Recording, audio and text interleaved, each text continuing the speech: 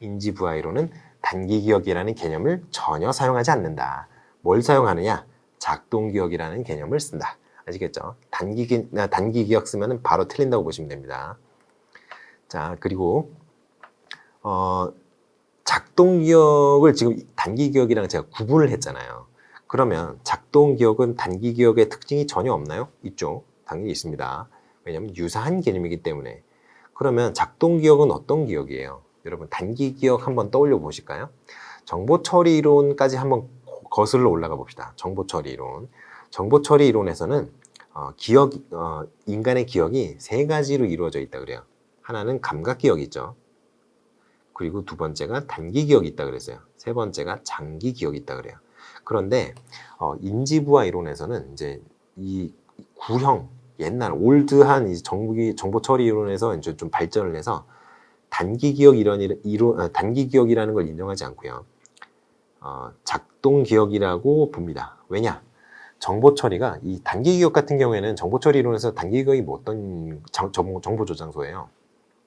그냥 정보가 잠깐 머물렀다가 장기 기억으로 넘어가는 그 중간 단계에 있는 그냥 수동적인 정보 저장소란 말이에요. 그래서 시각적인 어떤 정보 같은 경우에는 몇 개예요? 7 플러스 마이너스 2개. 그죠? 음성 정보 같은 경우에 약 2초에서 3초 사이. 그리고 뭐 후각 정보 같은 경우에 약 1초. 그죠? 뭐 이런 정도의 아주 한정적인 용량만 있다라고 얘기를 하죠. 작동 기억도 비슷합니다. 비슷해요. 그런데 작동 기억도 이런 피처들이 있는데 왜 작동 기억을 단기 기억과 분리를 하느냐? 왜 이제 인지부하 이론이 작동 기억을 분리하느냐 하면 이 작동 기억에서는 어떤 이러한 정보들이 능동적으로 처리가 되는 그런 작업 공간이라는 의미가 있기 때문에 작동 기억이라고 하는 거예요. 단기 기억이 그냥 일반적으로 그냥 단기 기억이 수동적인 어떤 정보, 그냥 정보가 감각 기억으로부터 정보가 그냥 수동적으로 들어와서 잠깐 머물렀다 나가는 그런 개념의 기억이라고 한다면, 작동 기억은 감각 기억으로부터 들어온 그 무한한 양의 정보를 능동적으로 처리해서 장기 기억으로 넘겨주는 장소예요. 그렇기 때문에 작동 기억과 단기 기억은 명확하게 다릅니다. 그런데 인지부하 이론을 설명하면서 단기 기억 설명하시는 분이 있어요. 아닙니다. 틀렸습니다. 자, 그러면 작동 기억에는 어떤 특징이 있을까요? 아까 제가 능동적인 개념의 기억이라고 그랬죠. 그러니까 정보가 능동적으로 처리가 되는 곳입니다.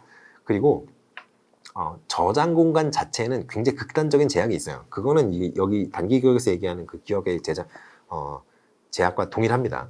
그러나 정보가 능동적으로 처리되는 장소다. 이렇게 생각을 하셔야 되겠어요.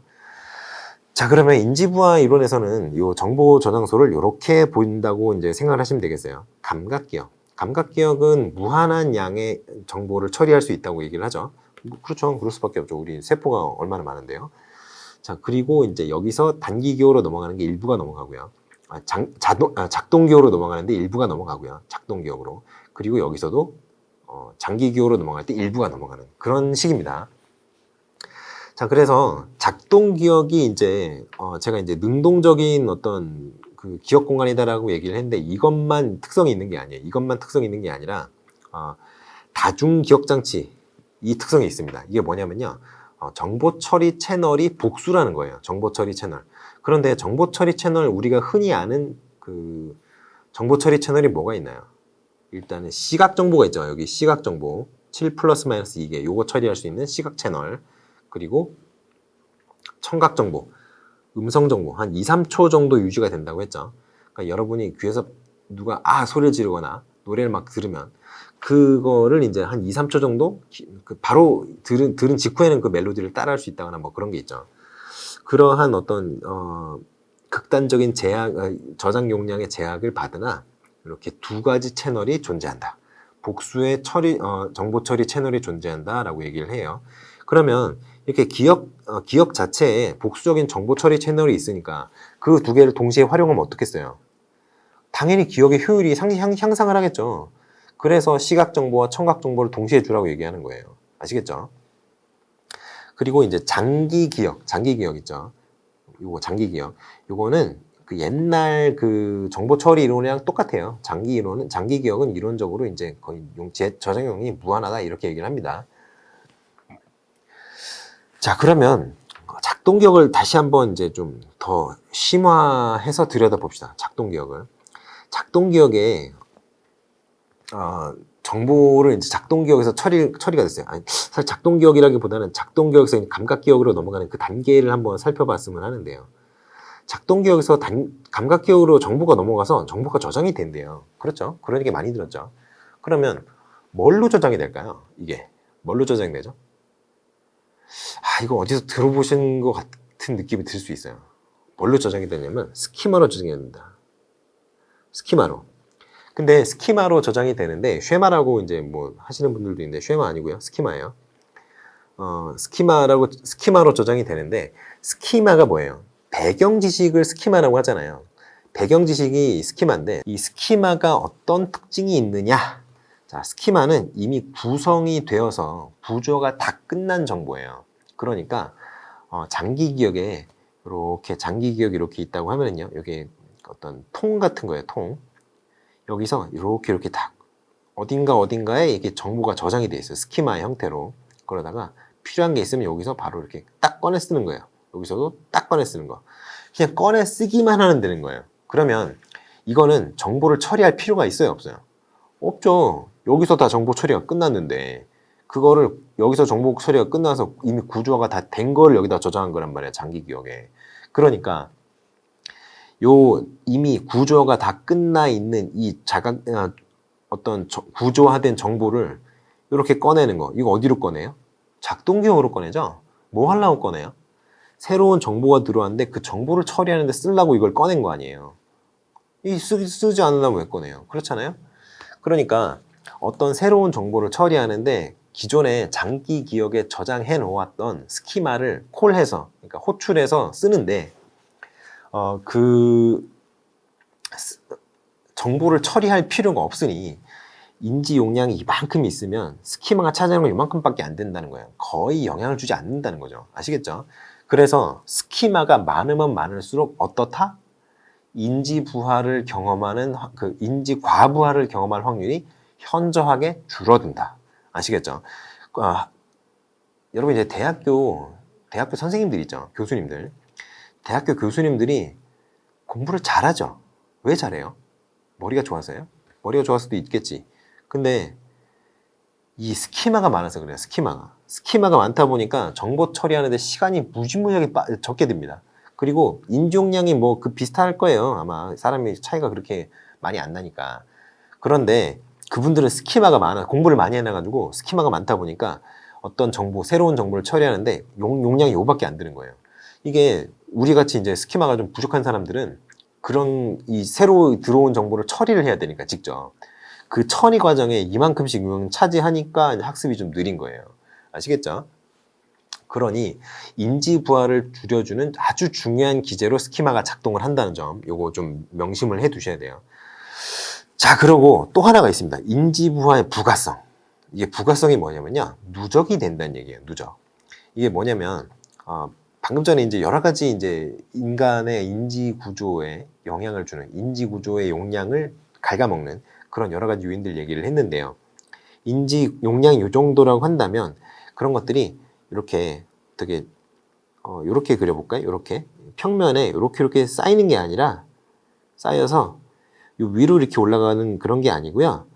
이게 그냥 한 자리 한 자리씩 다 쌓여요. 이렇게 다 차지를 합니다. 그래서 이게 사실은 3차원으로 본다고 해도 뭐 이렇게 되겠죠. 그래서 이 안에 들어가는 거예요. 그러니까 어떤 인지 부하는 그 정보에 대한 처리가 끝나기 전까지는 그 뇌의 한 구석을 계속 차지하고 있는 거죠. 그러니까 인지 부하를 전부 합산한 용량이 그 어떤 그 학습자가 경험하는 총 인지 부하의 양인 거예요. 그 총 인지 부하의 양이 자기가 갖고 있는 인지 용량의 한계를 넘었다. 그럼 어떻게 되겠어요? 그럼 이제 학습이 안 되는 거죠. 아시겠죠? 인지 부하 같은 경우에는 일단은 내재적 인지 부하가 있고 외재적 인지 부하가 있고 이제 본유적 인지 부하가 있고 이 세 가지 종류가 있어요. 그런데 이 세 가지 인지 조화의 합산한 총량, 그게 이제 그 사람이 경험하는 인지부하다 이렇게 정의를 하는 거죠. 그러면 지금 제가 이제 여러분께 이제 요구를 했던 거가 뭐가 있어요? 경하 문제의 해결책 2가지를 또 써야 될 거 아니에요. 정보저장소의 특징은 요겁니다. 다중기억 장치라는 거, 그리고 인지부하의 부가성. 물론 요거 말고도 이제 작동기억에 대해서 썼다면 인정해 드리겠어요. 근데 요 2가지를 이제 특징으로 한다. 이렇게 생각을 하시면 되고요. 그럼 경하가 지금 인지부하를 겪고 있는데, 인지부하 중에서도 학습이 잘 안 된다는 거 보니까 어떤 인지부하예요? 인지과부하죠. 인지과부하를 겪고 있는데 이걸 해결하는 방법이 뭐가 있을까요? 자, 한번 생각을 해봅시다. 자, 그러면 지금 제가 스키마 얘기를 계속했죠. 스키마 얘기를 계속했어요. 그러면 스키마를 많이 늘려주면 해결이 좀 되겠네요. 그죠? 스키마를 늘려주는 방법이 하나 있어요. 자, 시각정보랑 청각정보 이런 걸 동시에 제공하면 이 인지과부하를 해결할 수 있다. 이건 제가 방금 전에 말씀을 드렸죠. 이 작동기억의 채널에 복수 채널이 있다고. 그러니까 그런 거로 이제 생각을 했을 때는 이런 시각정보와 청각정보를 동시에 제시를 하면 좀 더 도움이 된다. 이런 거고요. 스키마가 있습니다.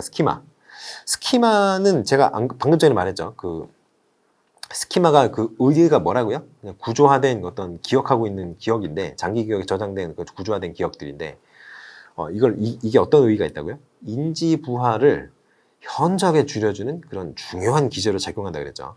그러니까 스키마가 많으면 많을수록 학습이 더 잘 된다는 거예요. 공부 잘하는 놈이 더 잘하죠. 그거 똑같은 겁니다. 그러니까 스키마 형성을 이제 도와주면 영의의 문제를 좀 해결하는데, 경하의 문제를 해결하는데 좀 도움이 된다. 이렇게 얘기를 할 수 있고요. 자, 청킹이라는 게 있어요. 청킹.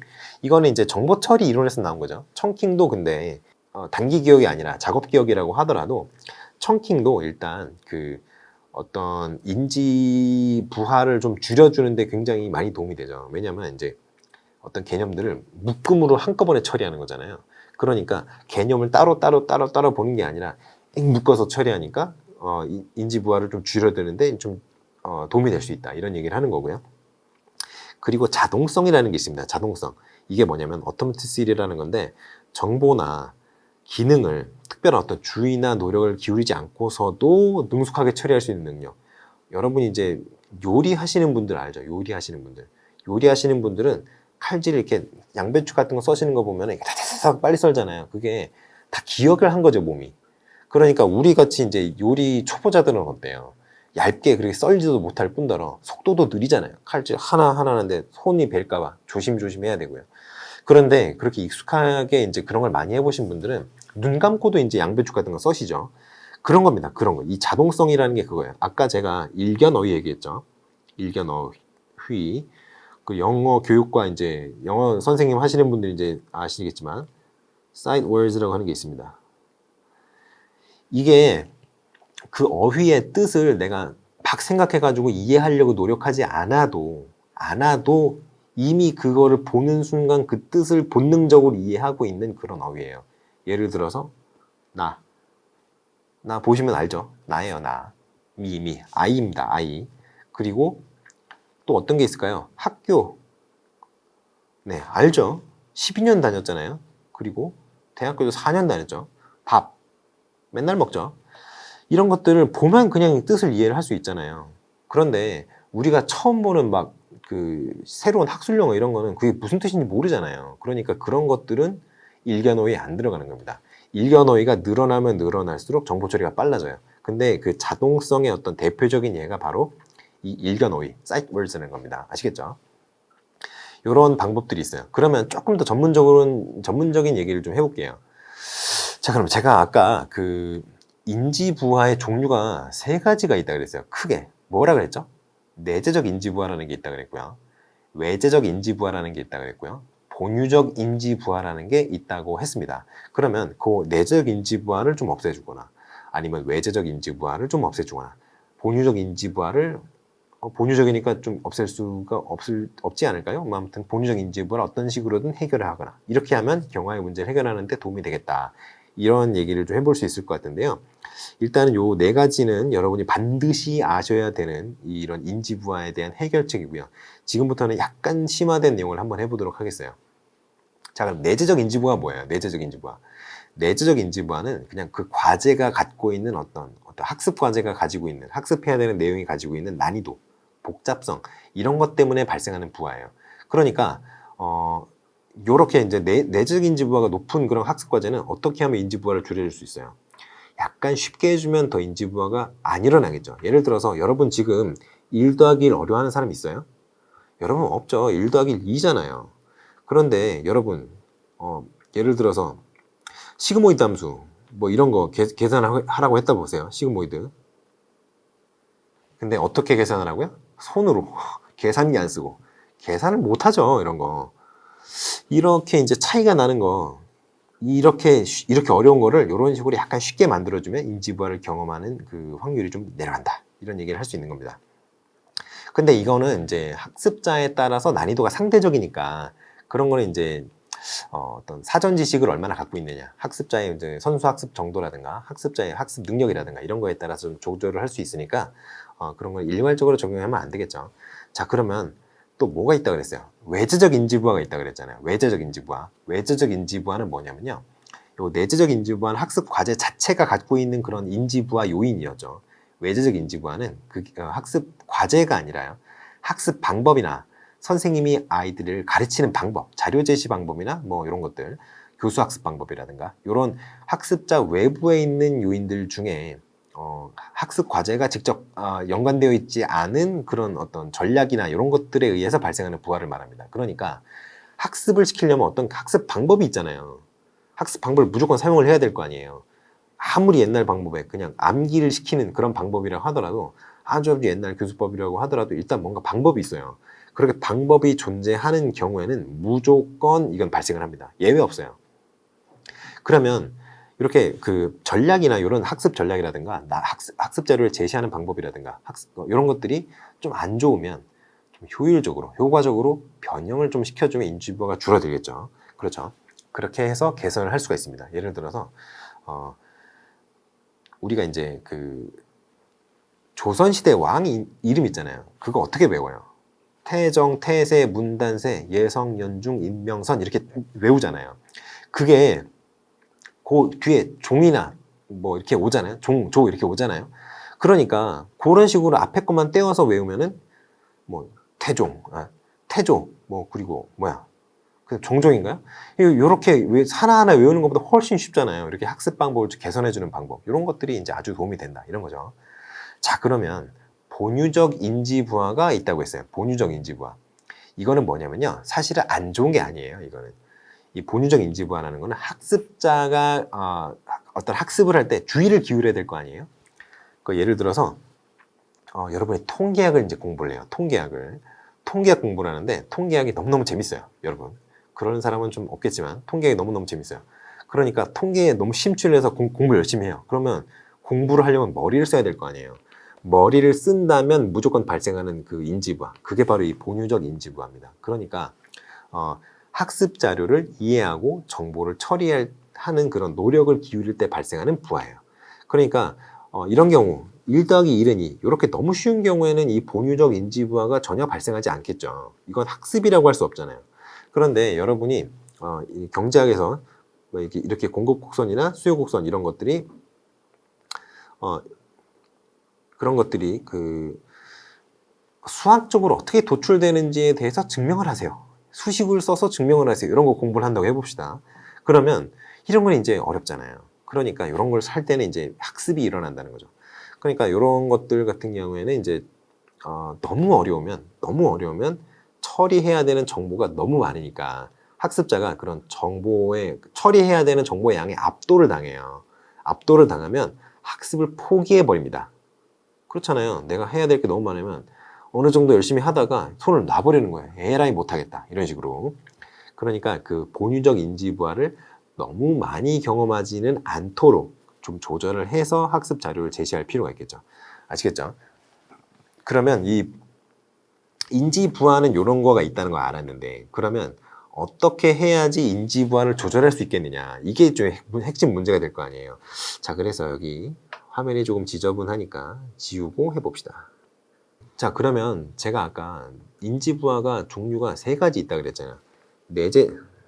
내재적인 게 있고요, 외재적인 게 있고 본질적인 거, 본유적인 거, 이 3가지가 있다고 했어요. 인지부하가.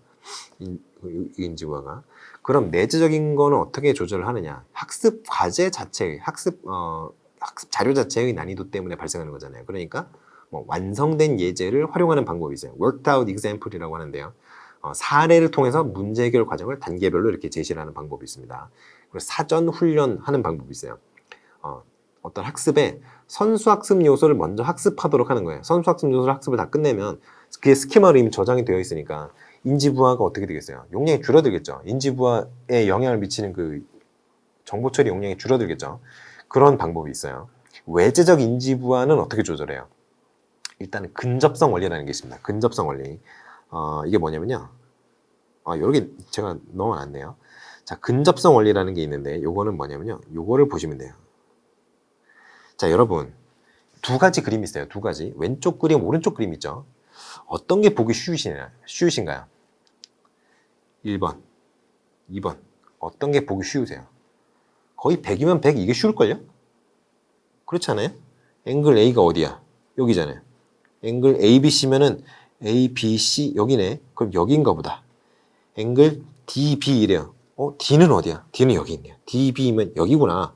이렇게 찾아야 되잖아요. 왼쪽 그림은. 그런데 앵글 DB 여기 옆에 갖다 놨어요. ABC 여기 갖다 놨어요. 45도, 55도. 너무 쉽죠? 이해하는 게. 그러니까 어떤 인지 부하를 텍스트와 그림, 아까 이제 경화가 이제 어려워하는 게 이런 거였죠. 텍스트와 그림을 우리 같은 경우에는 차근차근 따라가면서 이제 뭐가 뭐랑 관련이 있구나 이거 찾을 수가 있는데 이렇게 친절하게 갖다 주면 시간 공간적으로 굉장히 근접한 거리에 있잖아요. 그러면 이해하기가 쉽다는 거예요. 이렇게 하면은 인지부하가 줄어든다. 이런 게 있습니다. 그러면 요거를 좀 다시 지우고 그리고 양식 원리라는 게 있어요. 양식 원리. 양식 원리는 이제 모달리티 프린시플이라고 해서 이 모델리티가 이제 프린시플이에요. 모달리티가 프린시플이래. 양식 원리라는 게 있습니다. 양식 원리. 양식 원리가 뭐냐면은 아까 제가 얘기했던 거 시각 채널과 청각 채널. 그러니까 그 비주얼 모델리티랑 그 오디토리얼 모델리티를 둘 다 활용을 해라 이런 거죠. 그렇게 해서 시각 정보, 청각 정보 모두 제공해라 이런 겁니다. 중복성 원리는 뭐예요? 중복성 원리 같은 경우에는 내재적 인지부하가 아직 그렇게 높지 않은 단계. 그러니까 난이도가 별로 안 높은 단계라는 거죠. 그때 이미 굉장히 그 정보를 동일한 정보를 이렇게 글로도 주고 그림으로도 주고 이렇게 이제 주면은 효율적으로 인지 용량을 이제 관리할 수 있다 이런 겁니다. 그리고 일관성 원리. 이거 갖다가 저거 갖다가 하지 말고 하나를 학습할 때는 그런 관련 있는 자료들을 쭉 제시를 해줘야 일관적인 생각을 할 수 있다. 일관적인 사고를 할 수 있다. 논리의 흐름이 끊어지지 않는다. 이런 거죠. 자, 그 본질적 인지부와 조절 원리. 이거는 뭐 개인화 원리가 이제 대표적이죠. 왜냐하면 학습자별로 학습 수준이라든가 학습 속도라든가 이런 개인차 변인들이 있잖아요. 그런 것들을 고려를 해서 본유적 인지 부하가 어느 정도 되는지 알아보고 그 본유적 인지 부하 수준에 맞춰서 학습 과제나 학습 양식이라든가 이런 걸 준다. 이런 게 이제 개인화 원리가 되겠죠. 그리고 자기 설명 및 인지적 시연 원리. 요거 있죠. 이게 뭐냐면요. 학습 내용을 다른 학습자 스스로 이제 점검할 수 있도록 조력해야 한다는 원리예요. 조력해야 한다는 원리. 자, 그러면 개인화 원리 같은 경우에는 조금 설명을 더 해드리자면 요건 어디서 많이 보이냐면요. 회화책이죠. 회화책. 거기서 이제 이 개인화 원리를 많이 씁니다. 그 뭐라 그래야 되나요? 그 회화하는 것처럼 다른 사람이랑 대화하는 것처럼 이제 학습을 하면 좀 효과가 좋다. 뭐 이런 거가 있어요.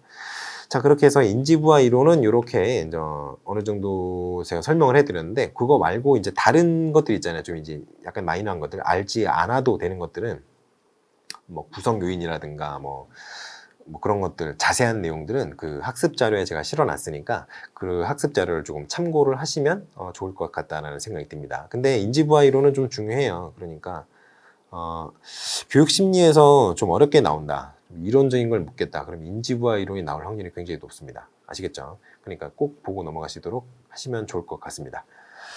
자, 그래서 네 번째 문제입니다. 네 번째 문제. 네 번째 문제는 어떤 문제인지 같이 한번 보시겠어요?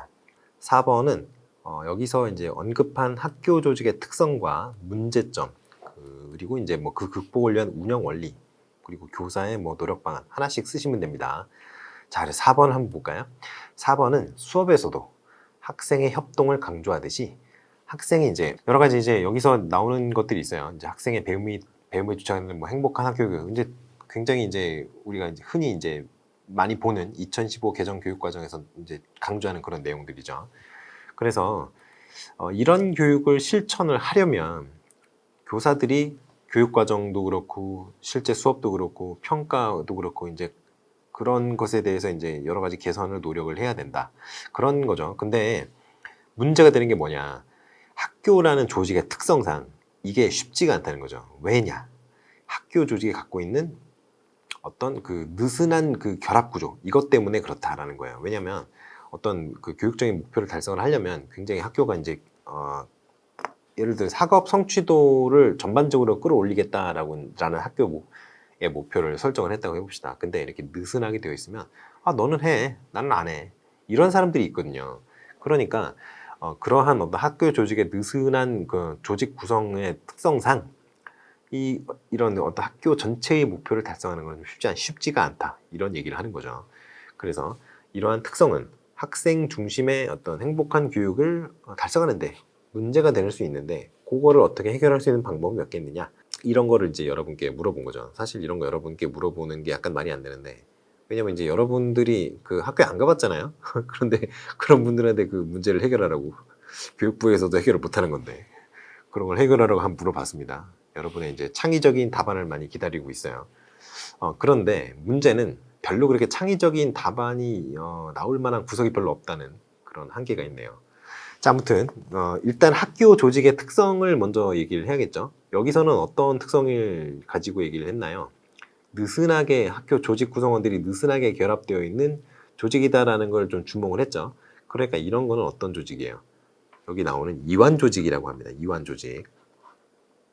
굉장히 그 조직의 뭐랄까 연결성이라든가 조직의 어떤 치밀한 그 구조 그것이 좀 치밀하지 않다라는 거죠. 조직의 구조가. 그래서 조직 구성원들이 서로 이제 밀접하게 연관이 되어 있지 않고 서로 간의 어떤 독립성과 자율성을 이미 다 갖고 있는 거예요. 그러한 상태에서 그래도 조직은 유지가 되는, 그러니까 조직 내부에서 굉장히 느슨하게 연결되어 있는 그런 조직이 바로 이완 조직입니다. 아시겠죠? 이완 조직이랑 좀 비슷한 조직들 몇 개 있지 않나요? 여러분들 기억나시나요? 전문적 관료제가 그런 느낌이 많이 나죠. 전문적 관료제. 왜냐하면 그 전문적 관료제 같은 경우에는 일단은 학교가 관료 조직이었어요. 관료 조직, 그쵸? 관료제 조직이었으나 어느 부분에서 관료제의 특성이 나타난다고 했었죠? 행정 처리하는 그 결제선 있잖아요. 그 결제선이라든가 그런 데서는 이제 명확하게 일반 평교사, 부장교사, 교감, 교장으로 올라가는 그 굉장히 이제 관료제적인 구조를 따르나 어느 영역에서 느슨하다 그랬죠? 그렇죠. 수업 영역에서 느슨합니다. 왜냐? 그거는 각자 그 개별 교사마다 개별 교사가 진행하는 수업에 대한 전문성을 인정받기 때문에 그래요. 실제로도 수업을 하고 있는 중이라면 경찰이 잡아가지 못합니다. 그 수업이 끝나면 잡아가요. 아시겠죠? 그런 특성이 있어요. 그래서 이제 전문적 관료제라는 개념이 또 있었고요. 또 어떤 게 있었죠? 전문적 관료제랑도 약간 연관이 돼요. 전문적 관료제랑도. 그렇죠. 코헨이랑 마치, 올슨 막 이런 사람들이 얘기했던 거 있죠. 그렇죠. 조직화된 무질서 조직이라는 개념이 있습니다. 조직화된 무질서가 이게 무슨 소리냐? 이게 이게 어떤 거냐면요.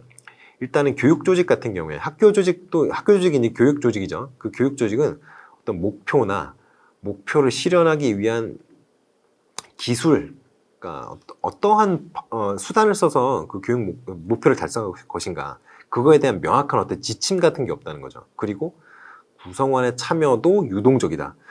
그러니까 구성원이 계속 고정이 되어 있으면 어떤 방법이 불분명하더라도 이것도 시도해보고 안 됐어, 저것도 시도해보고 안 됐어, 그러면 안 되는 방법들을 다 배제해 나가서 결과적으로는 어떻게든 효과적이나 효율적인 방법을 찾아냈을 텐데 참여하는 그 구성원들이 계속 바뀌니까 그게 안 되는 거예요. 작년에 A라는 방법을 썼는데 이번에 사람이 바뀌었어요. 그러니까 새로운 사람이 와서 또 A라는 방법을 쓰고, 이런 그 지성이 없는 그런 일들도 일어날 수 있다는 거죠. 학교 조직이 그렇죠. 선생님들이 어떻게 해요? 근무를 평생 하나요? 아니죠. 전근가죠. 그럼 애들은요? 애들은 3년 지나면 졸업하죠. 초등학교는 6년. 그러니까 아이들도 뭐 졸업해버리고 선생님들도 뭐 4년마다 또는 뭐 5년마다 1년 정도는 유임할 수 있으니까. 그래서 이제 4년에서 이제 5년마다 이제 전근 다니시고 최장 6년까지도 하실 수가 있는데 뭐 그냥 4년마다 가세요. 뭐 맨날 똑같은 사람들 못 알아봐요. 자, 아무튼 그렇게 이제 그 구성원들이 계속 바뀐다. 그런 특성이 있다는 거죠. 그러니까 참여가 유동적이다. 그런 거죠. 그리고 이제 이완 조직이라는 게 있고요. 그리고 또 이제 이중 조직이라는 것도 있지. 이중 조직. 또 이중 조직이랑 이완 조직을 많이 헷갈려 하시는데 이중 조직은 조금 다릅니다. 이게 뭐냐면 느슨하게 결합된 그런 측면도 있는데 굉장히 엄격하게 구성된 그 관료제적인 특성이 있다는 거예요. 그러니까 이게 전문적 관료제랑도 굉장히 비슷하죠. 전문적 관료제랑도 비슷한데 여기서 전문적 관료제라는 거는 이중 조직과 굉장히 느낌이 다른 부분이 어떤 부분이냐 하면 전문적 관료제의 전문적 관료제 조직을 구성하는 주된 구성 인원은 전문가들이에요. 교육 전문가, 교사죠. 그러니까 그 교사를 제외한 다른 인원들 있죠. 행정실 직원분들이라든가 그 학교에서 쓰는 이용원 분들 있잖아요. 그런 분들이라든가 그 아저씨들 뭐 청원 경찰분들 뭐 이런 분들은 그 학교 보안관 뭐 이런 사람도 있죠. 퇴직 경찰로 구성된 그런 사람들은 어떤 임무를 띠고 그 현장에서 일을 하나요? 그렇죠. 그 전문 인력인 교사의 업무를 지원하기 위해서 일을 하는 사람들입니다. 그러니까 그 전문가 집단 이외의 어떤 다른 인원들은 모두 그 전문가 인력의 원활한 작업, 원활한 그 성과, 원활한 업무, 그걸 위해 모든 것이 초점이 맞춰져 있어요. 그렇기 때문에 전문가가 좀 강조가 되는 그런 집단입니다. 그런데 이중 조직 같은 경우에는 그렇다기보다는 그냥 이게 뭐라 그래야 되나요? 그냥 조직이 그냥 구조가 두 개로 나뉘어 있다는 거예요. 조직이 그 나뉘어 있는 게 아니라 특성이 두 가지가 다 있다는 거죠. 그러니까 일단 학습 집단 뭐 여러 가지가 있죠. 그 뭐 수업 시수 뭐 이런 것들 있죠. 그 몇 시간 수업을 해야 되느냐, 그리고 뭐 반 구성이라든가, 그리고 이제 인적 물적 자원을 어떻게 활용하는가, 이제 학년부 나누고 뭐 여러 가지 부서가 있죠. 학교에도 1학년부, 2학년부, 3학년부, 그리고 교무부, 뭐 연구부, 이게 굉장히 많이 나뉘죠. 그리고 이제 과목별로도 이제 부서가 있잖아요. 그러니까 이런 것들은 굉장히 엄격하게 통제가 되죠. 왜냐하면 규정이 있어요. 규정을 따라야 되거든요. 그러니까 그 선생님들이 자유를 얻는 그 좀 자유권, 재량권이 인정되는 거는 거의 그냥 실제 수업에 대한 게 거의 끝이에요. 나머지는 거의 행정조직과 유사하죠. 그런데 느슨하게 결합된 측면도 있다라고 얘기하는 게 바로 이겁니다. 일단은 자기 수업에 대해서는 좀 자유롭고요. 그리고 학교 내에서 이제 여러 가지 사적인 모임도 얼마든지 가능하죠. 그러니까 이런 특성들이 있다. 이렇게 생각을 하시면 돼요. 그러니까 전문적 관료제와 이중 조직을 헷갈려 하시면 안 된다. 전문적 관료제는 뭐라고요? 그 전문가인 교사를 서포트하기 위해서 다른 인원들이 존재하는 그러한 형태의 개념이라고 생각하시면 되고요. 이중 조직은 뭐라고요? 이중 조직은 그것보다는 훨씬 더 강력하게 그 관료제적인 특성에 초점을 맞춰요. 느슨한 것도 있긴 있는데 나도 아는데 그것보다는 관료제적인 측면이 훨씬 세잖아. 이렇게 생각하는 게 이제 이 오웬스가 얘기하는 이중 조직이라는 거예요. 사실 그렇죠. 옷을 좀 이상하게 입으면 이제 교장 선생님 또는 교감 선생님한테 한 소리 듣고 뭐 그런 게 있죠. 자, 그래서 이렇게 이제 학교 조직의 이완 조직 이외에도 이제 대표적으로 언급이 되는 게 학교 조직을 몇 가지 얘기를 해드렸는데, 일단 이완 조직은 이러한 특성을 갖고 있다. 그런 한계를 제가 얘기를 하라 그랬잖아요. 그 한계가 요거는 이제 한계는 아니고 요게 특성이고, 요게 한계죠. 요게 어떠하냐, 이완 조직이라는 건 느슨하게 결합이 되어 있으니까 그 느슨한 결합에서 비롯하는 어떤 장점도 있는데 단점도 있다는 거죠. 일단은 과업이 약하게 연결되어 있어요. 왜냐하면 자기 거 자기가 하는 거니까 남의 거 안 해주잖아요. 학교에서는 어떤 선생님이 업무가 있으면 그 업무를 다른 사람이 안 해줘요. 물론 뭐 갑자기 급한 일이 있으면 뭐 수업 시간 같은 거 바꿔줄 수 있죠. 근데 그게 아니라 그 수업은 언젠가는 그 사람이 해야 되거든요. 내가 해야 돼. 내가 해야 돼요. 왜냐? 내가 그 수업 담당이니까. 그럴 수밖에 없어요. 그러니까 약하게 연결되어 있다. 그리고 교사들 간의 연계도 별로 없어요, 사실. 그 가면은 일단 서로 그냥 인사하고 그냥 끝이죠. 그리고 이제 뭐 그 안에서 이렇게 교사들 간의 어떤 끈끈한 우정이라든가 이런 게 있을 수가 없죠. 그렇잖아요. 직장에 있는 사람들이랑 친하게 지내고 싶어요? 싫죠, 누구나. 그러니까 연계가 별로 없습니다. 교사도 똑같아요, 교사도. 일반 직장인들이랑. 그러니까 그 연계가 별로 없기 때문에 뭐 어떤 효율적인 뭐 그 조직 전체의 목표를 달성하기 위해서 어떤 효과적인, 효율적인 어떤 수단을 쓰기가 쉽지가 않아요. 왜냐하면 다 개인 플레이니까. 그러한 단점이 있습니다. 자, 그러면 요 단점을 어떻게 해결을 해야 되느냐. 이게 이제, 여러분이 이제 쓰셔야 되는 거죠. 운영 원리 및, 교사의 노력 방안, 이런 걸 쓰셔야 되는데, 한번 봅시다. 자, 일단은 교사가 전문성을 좀 발휘하는 게 좋겠다. 이런 얘기를 하는 거죠. 이걸 왜 얘기를 하나요? 운영 원리죠, 이거는. 운영 원리. 이러한 어떤 이완 조직적인 특성을 갖고 있는 그런 학교 현장이라는 곳에서 교육적 목표를 달성을 하려면 어떻게 운영하는 것이 효과적이냐라고 묻는 거예요. 자, 일단은 교사가 전문성이 있잖아요, 사실. 교육이라는 측면에서. 여러분 이제 교육을 어떻게 해야 되느냐에 대해서 4년 이상 공부를 하셨죠. 임용고시 뭐 공부하는 기간, 뭐 이렇게 1년 하면 5년이죠, 총. 그리고 뭐 재수하면 6년, 삼수하면 7년. 이렇게 굉장히 여러분 전문가적인 특성을 가지고 있죠. 그렇게 해서 이 전문성을 현장에 가서 발휘를 하시면 되는 거예요. 이론으로 백날하면 뭐예요? 이론을 실전에 적용할 수 있는 거. 그게 바로 전문가입니다. 여러분 충분히 전문가예요. 자, 그래서 뭐 행복한 교육 막 이런 얘기 물어봤잖아요. 그러니까 그런 어떤 목표를 실현하기 위해서 여러 가지 노력들을 기울일 수가 있겠죠. 뭐 아이들의 어떤 꿈과 희망, 뭐 끼를 살려주는 그런 프로그램을 방과 프로그램을 개설한다든가, 뭐 직업 교육을 좀 강화해 준다든가, 뭐 이런 것들 여러 가지 노력이 있을 수 있죠. 그리고 여러분 이거 하십시오. 이거 전문적 학습 공동체, 이거 아주 좋습니다. 아까 제가 뭐라 그랬어요? 교사들 간의 연계가 별로 없다 그랬죠. 교사들 간의 연계가 별로 없어요. 왜 그러냐면 개인 플레이가 많아요. 그런데 사실 교사의 전문성을 향상시키기 위한 노력으로 많이 언급되는 것 중에 하나가 바로 이 그룹 스터디예요. 그룹 스터디. 여러분 대학교 다닐 때 많이 하셨잖아요. 이제 물론 이제 무임승차 하시는 분들도 많이 있고 하지만 그래도 여러분들 같은 경우는 열심히 하셨을 거라고 믿어요. 자, 이 전문적 학습 공동체 활동을 하면은 여러분의 전문성이 늘어납니다. 전문적 학습 공동체가 뭐 하는 거예요? 어떻게 하면 잘 가르치는지, 내가 이거 해보고 내가 이거 해보니까 효과 좋더라, 이런 거 공유하고 그런 거 하는 거잖아요. 그러면 여러분은 전문가인데 뭐 하는 전문가예요? 가르치는 전문가잖아요. 가르치는 스킬을 내가 이걸 어디서 봐가지고 이게 좋다 그래서 해봤더니 좋더라, 이거를 이제 같은 동아리 내에서 공유를 하는 거죠.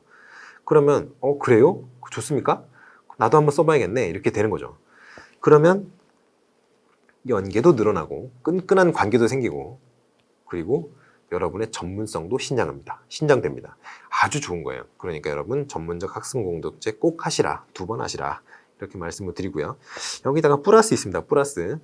대학원 하세요. 대학원 오세요.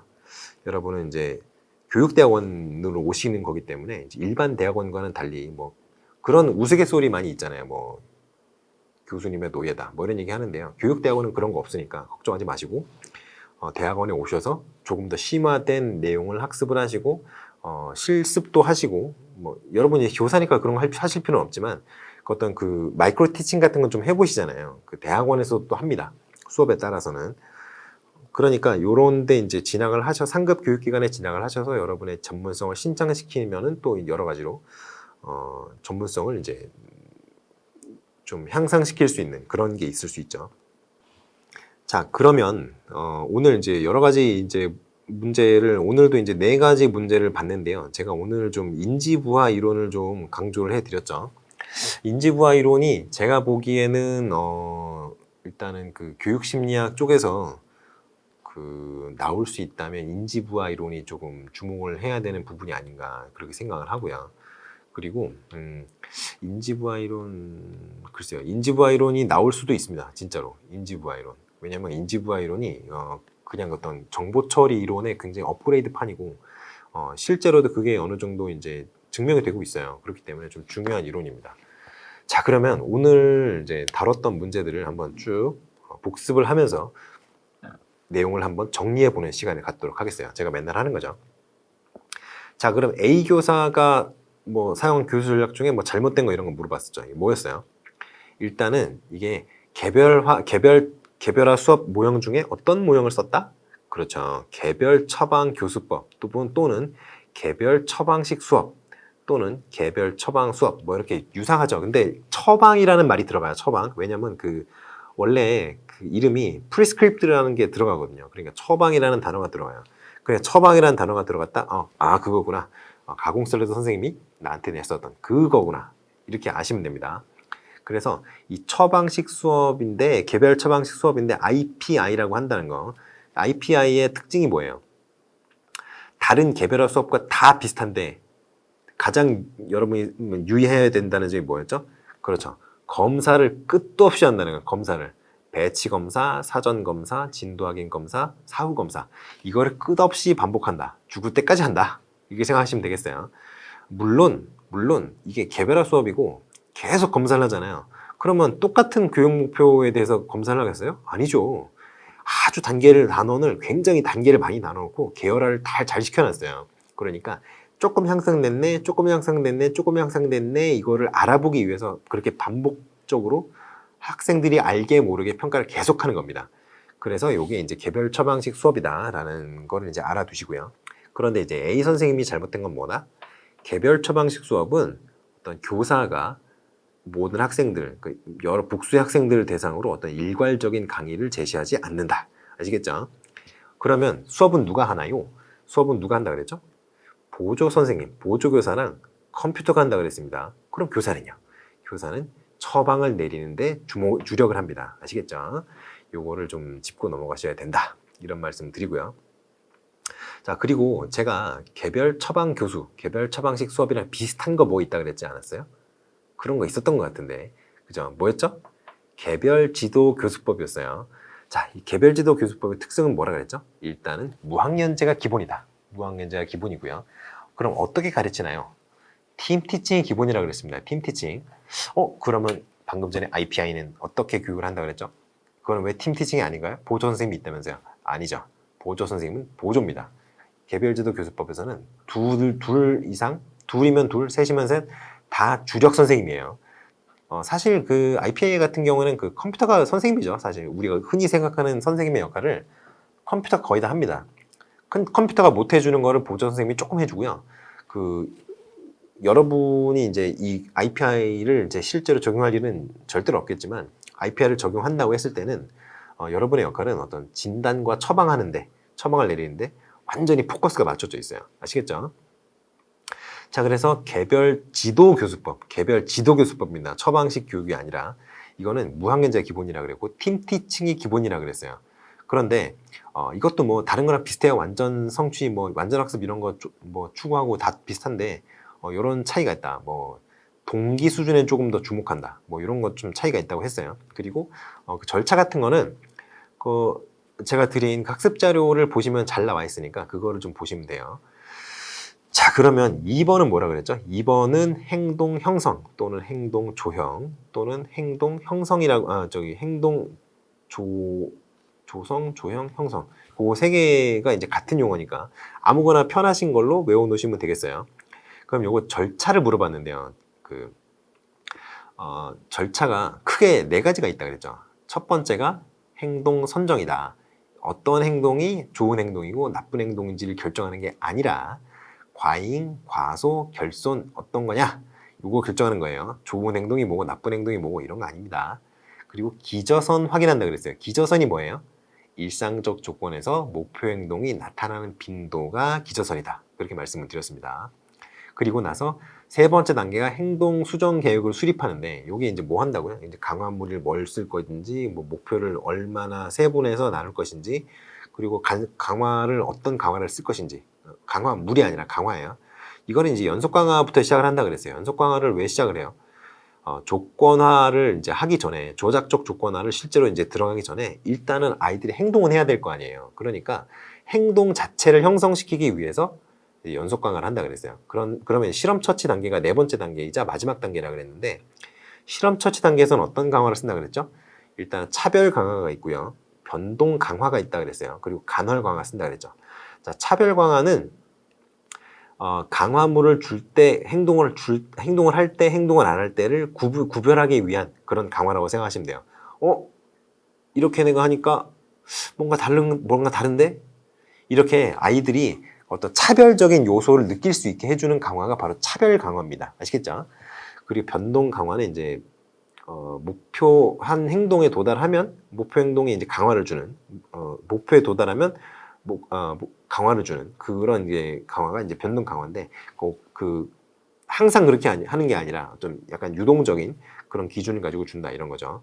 간헐 강화가 이제 여러분들이 많이 아시는 건데 종류가 4가지가 있다고 그랬어요. 변동 비율 강화가 있고요. 변동 간격 강화가 있고 고정 비율 강화가 있고 고정 간격 강화가 있다.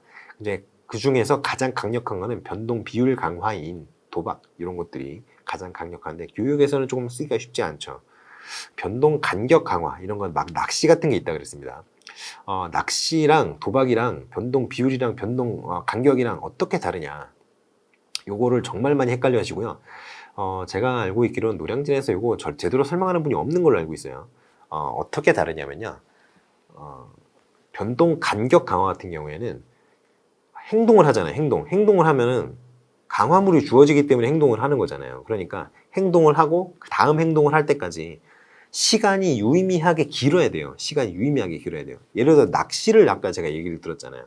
근데 낚시랑 도박이랑 뭐가 달라요? 낚시도 이렇게 던지잖아요. 물에 이렇게. 던지고 나서 기다려야 되고 도박도 슬롯 머신 생각해 보세요. 이렇게 땡기잖아요. 땡기고 나서 기다려야 되잖아요. 결과 나올 때까지. 그죠? 근데 왜 다르냐? 낚시는 이렇게 던지잖아요. 그러면 이렇게 물에 이렇게 찌가 들어가요. 이렇게 바늘 달려 있죠. 바늘이 달려 있어요. 그러면 물고기가 봅니다. 이렇게 봐요. 물고기 봐요. 이거 먹을 만한가? 이거 먹어도 되나? 판단을 해야 되죠. 뭐가 걸리죠? 시간이 걸려요. 그러면 톡톡톡 쪄본단 말이에요. 그러면 낚시찌가 이렇게 흔들립니다. 흔들려요. 이렇게 물고기 건드리니까. 건드리고 나한테 유해한 게 아니다 라고 판단을 해야 돼요. 그 판단하고 이제 덥석 물면은 내가 이렇게 딱 낚는 거예요. 그러니까 이게 시간이 필요해요. 왜냐하면 물리적으로 시간이 들어야 시간이 지나야 물고기도 내가 먹을 만한 건지 아닌지를 판단을 할 거 아닙니까? 그래서 이런 경우에는 시간이 유의미하게 지나야 되기 때문에 변동 간격이라고 하는 거예요. 근데 도박 같은 경우는 어때요? 물론 사람이 이제 하는 거니까 시간이 필요하죠. 시간이 필요한데 슬롯모션이 땡기는 거 생각을 해보세요. 일본 드라마 이런 데 보면 많이 나오죠. 쭈르륵 땡기는데 그건 슬롯이 777 나올 때까지 3가지 그게 돌아가는 시간이지 슬롯모션이 무슨 판단을 해가지고 시간이 반드시 필요하나요? 그게 아니라 땡겼을 때 바로 숫자도 나올 수 있잖아요. 그렇기 때문에 이거는 시간적인 어떤 의미는 없는 거예요, 사실. 그거는 시각적인 어떤 만족감을 주기 위해서 그런 시각 효과를 넣어놓은 거지, 시간적인 어떤 유의미성 때문에 그런 건 아니거든요. 그렇기 때문에, 변동 비율과 변동 간격에는 그런 차이가 있다. 이렇게 생각을 하셔야 돼요. 자, 그리고, 3번이 인지부하 이론. 인지부하 이론을 제가 오늘 많이 강조를 했는데, 인지부하 이론은 좀 잘 알고 넘어가시면 좋겠어요. 자, 인지부하 이론은 이전의 정보처리 이론이랑 뭐가 다르다 그랬죠? 일단은 정보 저장소의 어떤 개념 정의가 좀 달랐어요. 기존의 어떤 정보처리 이론은 어땠어요? 감각기억에서 단기기억으로 갔다가 장기기억으로 간다. 근데 감각기억에서 단기기억으로 갈 때 감각기억으로 들어온 정보의 일부만이 전이가 되고, 단기기억에서 장기기억으로 갈 때 단기기억의 정보의 일부가 장기기억으로 간다. 그래서 저장이 된다. 이렇게 얘기를 하죠. 인지과부하 이론에서는 정보 처리 이론이 그게 아니라고 생각하죠. 그래서 어떻게 받아들여요? 단기기억이 아니라 뭐라고 한다고요? 작업기억이라고 얘기를 합니다. 작업기억 쓰는데 단기기억 쓰고, 단기기억 쓰라고 하는데 작업기억 쓰고, 그러면 일반적으로는 크게 문제가 되지는 않아요. 일반적으로는. 비슷하니까. 그런데 만약에 이렇게 인지과부하 이론이라든가 이런 거를 요구를 했단 말이에요, 문제에서. 그러면 이런 경우에는 작업기억과 단기기억이 구분되어야 되는 그런 이론이에요. 그러니까 이런 경우에는 단기기억 내용을 쓰시면 글쎄요, 맞을 수 있지만 틀릴 가능성도 조금 있겠죠. 그러니까 그런 거는 조금 주의를 하시라, 그런 말씀을 드립니다. 자, 그래서 인지부화가 뭐라 그랬죠? 어떤 학습 장면이나 뭐 문제 해결 장면에서 어떤 개인이 갖고 있는 그 인지 체계, 그렇죠? 인지 용량이 좀 부족해지는 현상, 그런 게 인지 과부하예요. 인지 과부하. 인지 체계가 경험하는 어떤 부하는 그냥 인지부하라고 생각하시면 되고요. 그게 너무 지나치면 인지 과부하가 되는 겁니다. 여러 가지 요인이 관계가 된다 그랬죠. 자, 그래서 이제 인지 부하 이론에서 이야기하는 정보 저장소에 두 가지 특징이 있다고 얘기를 했는데요. 하나가 뭐였어요? 하나가 다중기억 장치가 있다 그랬어요. 다중기억 장치라는 게 뭐라 그랬죠? 그렇죠. 이게 정보에 처리하는 채널이 여러 개다. 그거라고 얘기를 했습니다. 사실은 다중기억 장치가 그냥 그거예요. 그 작동 기억이 있고요. 그리고 장기 기억이 있고 그렇다 그거예요. 그런데 이걸 왜 정보 처리 채널이 여러 가지가 있다라고 얘기를 하는 거냐라고 제가 건너뛰어서 가면서까지 얘기를 했느냐면, 장기 기억은 별 차이가 없거든요. 장기 기억은 별 차이가 없어요. 일반적인 정보 처리 이론이랑. 그런데 작업 기억이 좀 차이가 난단 말이에요. 작업 기억은 단기 기억이랑 어떻게 차이가 난다고요? 단기 기억은 감각 기억으로부터 정보를 수동적으로 받아들여서 장기 기억으로 넘겨주기 전에 잠깐 그냥 정보가 머무르는 수동적인 장소일 뿐이고, 작업 기억은 뭐라고요? 감각 기억으로부터 받아들여진 정보를 능동적으로 처리해서 장기 기억으로 넘겨주는 그런 아주 능동적인 역할을 하는 장소라는 거예요. 그래서 단기 기억과 작동 기억이 그런 면에서 차이가 나는 겁니다. 아시겠죠? 그런데 문제가 뭐냐? 여기서 이 작동 기억은 채널이 두 개다. 뭐 있다 그랬죠? 시각 채널과 청각 채널 두 가지가 있다 그랬어요. 그러면 두 개를 같이 쓰면은 기억이 어떻게 되겠어요? 개선이 된다. 뭐 이런 얘기 했었죠. 그럼 장기 기억은 똑같아요. 정보 저장 공간에 한계가 없고 이런 얘기 하죠. 그리고 제가 주목하라 그랬던 부분이 뭐였죠? 작업 기억에서 장기 기억으로 넘어가는 그 프로세스에서 기억이 어떻게 저장이 된다고 얘기를 해요? 그렇죠. 스키마의 형태로 저장이 된다고 했어요. 근데 스키마가 뭐예요? 스키마는 구조화된 지식이잖아요. 구조화된 지식. 그렇죠. 이미 구조화가 끝났죠. 그러면 장기 기억에 저장이 되어 있다가 작동 기억으로 그 스키마를 호출을 했을 때, 또다시 그거를 어떻게 정보를 처리를 해야 되나요? 하지 않아도 되나요? 안 해도 되죠. 이미 구조화가 끝났으니까. 그러면 스키마를 활용을 해서 새로운 정보를 처리를 한다면 인지 부하가 클까요? 작을까요? 작겠죠. 그걸 좀 생각을 하셔야 됩니다. 또 하나 특성이 뭐가 있다고 그랬죠? 그렇죠. 인지 부하의 부가성이 있다고 그랬어요. 인지 부하를 주는 요인들이 여러 가지가 있는데, 그 요인들이 따로따로 이렇게 쌓여 있는 게 아니라 한꺼번에 다 쌓인다는 거예요. 그게 다 인지 부하는 용량은 인지 용량은 정해져 있는데 인지 용량에 다 자리를 차지하고 있다는 거예요. 그러니까 A라는 문제, B라는 문제, C라는 문제를 정보 한꺼번에 처리할 수 있는 게 아니라 그냥 그게 다 인지 용량을 다 차지하니까 그 용량을 처리할 수 있는 그 한계를 넘어가 버리면 처리가 안 된다. 그런 거예요. 그러면 제가 이제 조금 더 심화 내용으로 그런 얘기 했었죠. 인지부하 종류, 내재적 인지부하, 외재적 인지부하, 그리고 본유적 인지부하 그런 얘기 했었죠. 요런 얘기는 어디냐? 네, 그렇죠. 학습 자료에 제가 실어놨으니 그걸 잘 읽어 보시고요.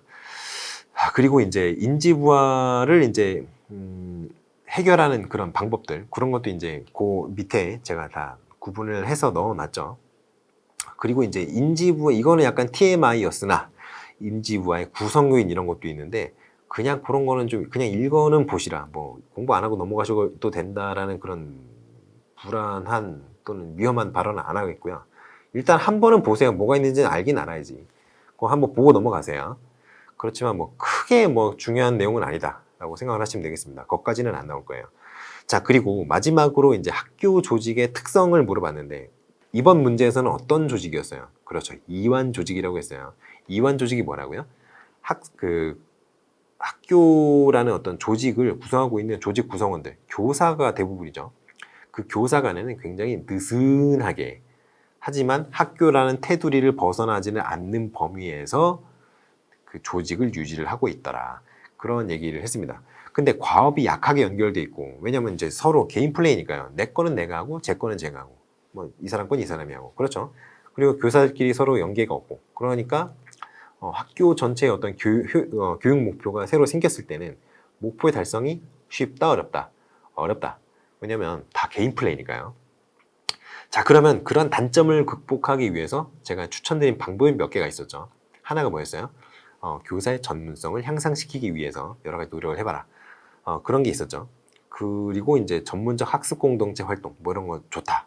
그리고 진급 생각이 있는 분들은 이제 교육대학원 많이 오시는데, 진급할 생각이 없더라도 뭐 교육대학원 정도는 오시는 것도 괜찮다. 왜냐면 일반 대학원이 아니기 때문에 교수님이 그렇게 괴롭히지도 않고, 그리고 이제 실제로 이제 여러분들이 대학원에서 얻어가시는 것들이 좀 있죠. 뭐 돈 낭비라고 하시는 분들도 계신데요.